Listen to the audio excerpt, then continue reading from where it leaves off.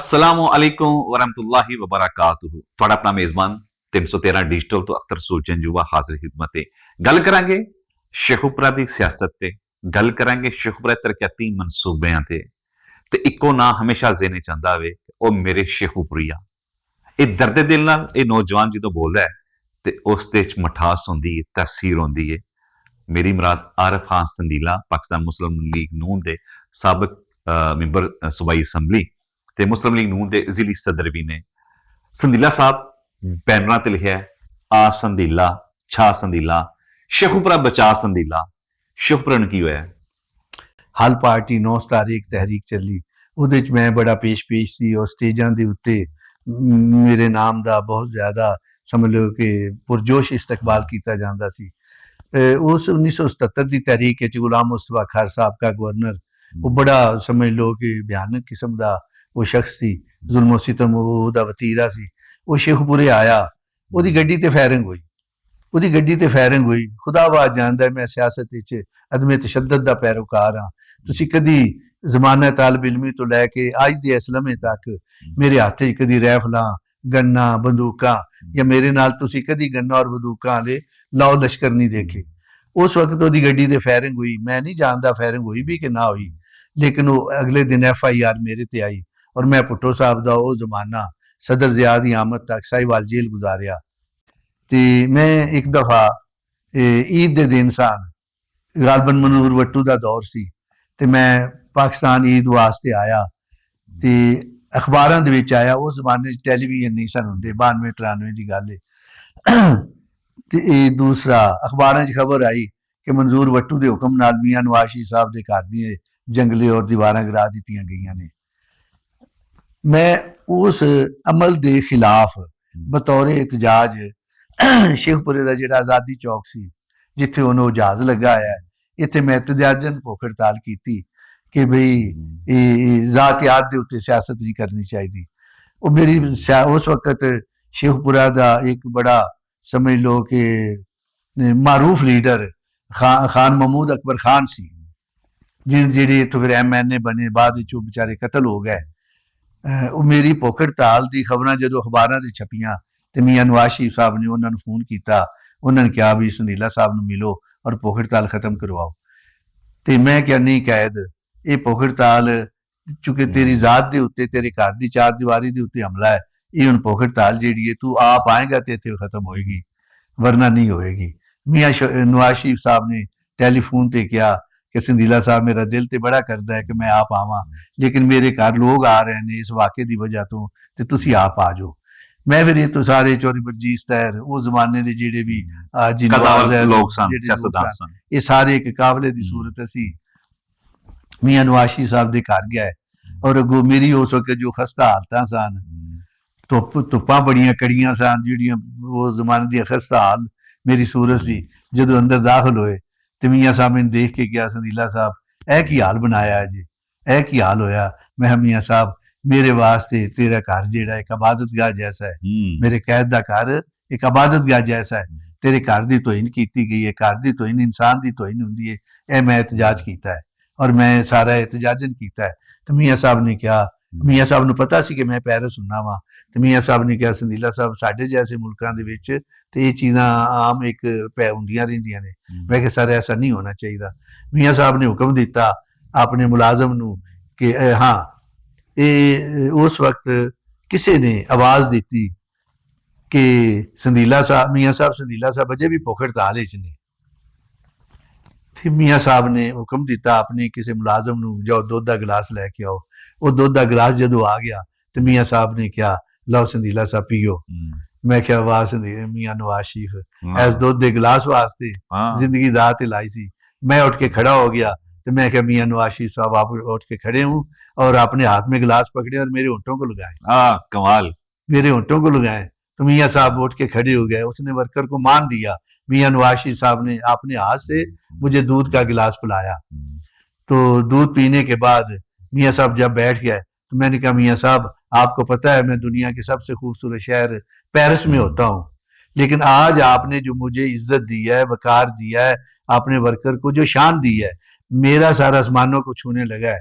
तो जाओ मैं आज पेरिस जैसा शहर آپ پہ نچھاور کرتا ہوں. آپ کے جیسے بھی حالات ہوں گے، آپ خوشیوں میں کھڑے ہوں گے تو پھر تو سارا زمانہ بھی خوشیوں میں آپ کے ساتھ ہوگا، ان میں بھی ہوں گا. لیکن اگر غم کی گھڑیاں آئیں گی، کوئی اور ہو نہ ہو، تو میاں نواشی میں تیرے کندھے کے ساتھ کھڑا ہوں گا. اور شکر الحمدللہ میں نے جو اس وقت جو بات کی تھی اس کو اس وقت بھی نبھایا اور آج بھی نبھایا. جب پھر یہ مشرف کا دور، وہ مشکل زمانہ ہے، ٹکٹ تو میں پارٹی سے مانگا کرتا تھا ہمیشہ، لیکن ہر سیٹ پہ کوئی نہ کوئی میری پارٹی کا لیڈر موجود ہوتا تھا. پھر جب یہ مشرف کا زمانہ آیا تو اس وقت بیگم کلثوم نواز کے ساتھ، جب میں بیگم صاحبہ خود فخر سے کہا کرتی تھی جب دوسروں سے تعارف میرا کرواتی تھی کہ یہ میرا وہ سندیلا بھائی ہے. جب کوئی ہمارے ساتھ نہیں ہوتا تھا تو سندیلا بھائی ہمارے ساتھ ہوتے تھے. تو یہ کارکن کے لیے میاں نواز شریف صاحب تو اس وقت اٹک قلعہ میں تھے. اور یہ بھی جنجوعہ صاحب، میں آج فخر سے یہ بات کہتا ہوں کہ اٹک قلعہ کی کوٹڑیوں میں اور اٹک قلعہ کے اندر میاں صاحب سے بیگم صاحبہ کے ساتھ جا کر جو شخص ملا کرتا تھا اس کا نام بھی عارف سندیلا ہے. اور جب اٹک قلعہ کے اندر میاں نواز شریف صاحب کو دہائیوں کی سزا ہوئی تو اس وقت ہی میرے لیے ایک ورکر کے لیے بڑی یہ عزت کی بات ہے کہ جب قید محترم کو دہائیوں کی سزائیں سنائی جا رہی تھی تو میں اس وقت بھی اٹک قلعہ کے اندر وہاں پہ کھڑا موجود. سندیلا صاحب اس سیاست دے وچ، سارے تناظر دے وچ کدی دل گرفتہ ہوئے، کدی اکھاں چ آنسو آئے کسی واقعے تے؟ مجھے جب بیگم صاحبہ میرے گھر تشریف لائیں، انہوں نے ایک بار رات جو میاں نواز شریف صاحب کے وکیل تھے وہ ننکانہ صاحب کے ساتھ کچھ چک ہے، وہاں کے رہنے والے تھے، تو طے یہ ہوا تھا کہ بیگم صاحبہ پہلے شیخ پور آئیں گی. تو اس وقت شیخ پورے کا کوئی بہادر سورما بیگم صاحبہ کے لیے اپنے گھر کا دروازہ کھولنے کے لیے تیار نہیں تھا. نہ میں اس وقت پارٹی کا پریزیڈنٹ تھا، نہ میں ایم این اے تھا، نہ میں ایم پی اے تھا. تو میں نے اس وقت بھی یہ بات کہی کہ کوئی بیگم صاحبہ کے لیے اپنے گھر کا دروازہ کھولے یا نہ کھولے، لیکن عارف سندیلے کا جو گھر ہے وہ ان کے لیے حاضر ہے.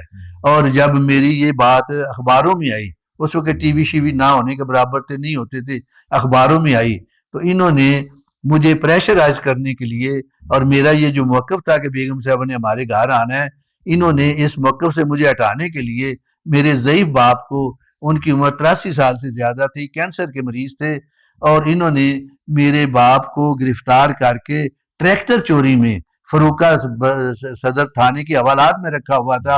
اور مجھ سے یہ مطالبہ کیا جا رہا تھا کہ جیسے دوسروں نے انکار کیا ہے آپ بھی انکار کے نہیں کہ بیگم صاحبہ میرے گھر کے دروازے آپ کے لیے بند ہو چکی ہیں. تو میں نے اس وقت میں اللہ تعالیٰ نے میرے باپ کو یہ حوصلے دیے. انہوں نے کسی طریقے سے میرے تک میرے باپ نے پیغام پہنچایا کہ عارف جو کچھ مرضی ہو جائے، بیگم صاحبہ باجی کلثوم نواز آپ کی جو بہن ہے وہ میری بیٹی ہیں، اگر وہ گھر پہ تشریف لا رہی ہیں تو کوئی بات نہیں.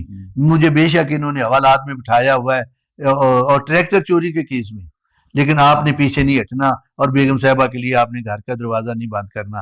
تو جب بیگم صاحبہ میرے یہاں گھر تشریف لائی تھی تو میرا باپ فروخ آباد صدر تھانے کے حوالات میں ٹریکٹر چوری کے کیس میں بند تھا، لیکن ہم نے اپنے گھر کا دروازہ بند نہیں کیا تھا. پھر یہ بریگیڈیئر اعجاز شاہ صاحب نے اس وقت آئی بی کے ڈائریکٹر تھے اور پنجاب بھر کے وہ کرتا دھرتا تھے. انہوں نے مجھے فون بھی کیا کہ سندیلا صاحب نہ آپ ایم این اے نہ ایم پی اے نہ کچھ بھی نہیں ہے، تو جب کوئی دوسرا بندہ شیخ پورے شہر کا حامی بھرنے کو تیار نہیں ہے تو آپ کو کیوں ہے، آپ نے کیوں پنگا آپ کے لیے کیوں کیا؟ میں نے کہا نہیں، وہ میرا لیڈر ہے اور یہ نہیں ہو سکتا کہ شیخ پورہ کی سرزمین پر کوئی ایک بھی ایسا نہ ہو جو دعویٰ تو کرے کہ میں نواز شریف کا ساتھی ہوں لیکن اس کا خطاب کروانے کے لیے تیار نہ ہو. تو بہرحال میں نے وہ کروایا، خطاب ہو گیا. اگلے دن صبح پھر میرے گھر سے مجھے گرفتار کیا گیا اور مجھے میاں والی جیل میں رکھا گیا. میں میاں والی جیل میں تھا. میرے والد صاحب اللہ کو پیارے، وہ بیچارے کینسر کے مریض تھے، وہ اللہ کو پیارے ہو گئے. انہوں نے مجھے پرویز الہی کے ساتھ ایڈوائزر بنانے کی بھی باتیں کی، یہ بھی کیا وہ بھی کیا کہ کوئی وقت ایسا ملا ہم آپ کو M N A M P A کا الیکشن بھی لڑائیں گے تو آپ سمجھوتے کی طرف آئیں. تو میری میاں والی جیل میں سپرڈینٹ وہاں جیل موجود تھا. تو جب یہ مجھے پیغام ملا تو میری آنکھوں میں آنسو تھے. آپ نے سوال کیا ہے کبھی آپ کی آنکھوں میں آنسو بھی آئے ہیں؟ تو وہاں میری آنکھوں میں آنسو تھے، لیکن میری زبان سے یہ بات نکل رہے تھے کہ میں اگر معافی نامہ یا مفاد لے کر یا سمجھوتا لے کر آج انہوں نے کہا کہ ہم اپنے پروٹوکول پہ آپ کو لے کے جاتے ہیں، تو اگر میں پروٹوکول کی گاڑیوں میں ایڈوائزر بن کر، باپ کی میت گھر پڑی ہے، میں وہاں جاتا ہوں، تو کیا میرا ضمیر، میرے باپ کی روح کیا خوش ہوگی؟ کیا وہ گلیاں اور بازار شیخو پورہ کے جہاں پہ میں نے بچپن گزارا، جنہوں نے مجھے ہمیشہ پیار دیا اور جنہوں نے میری کامیابیوں میں حصہ ڈالا، مجھے سمجھ لیں کہ منزلیں تلخ ترین لمحوں میں بھی جنہوں نے میرے ساتھ دیے، اور میرا لیڈر جو گنتی کا اس وقت گنتی کا پورے پاکستان بھر میں گنتی کے چند لوگ تھے، جو وہ چاند تھا نواز شریف، ہم اس کے ستارے تھے، تو ان میں مجھے بھی یہ ایک اعزاز حاصل ہے کہ میں وہ ستارہ تھا جو شیخو پورہ میں اعلانیہ جگمگا رہا تھا۔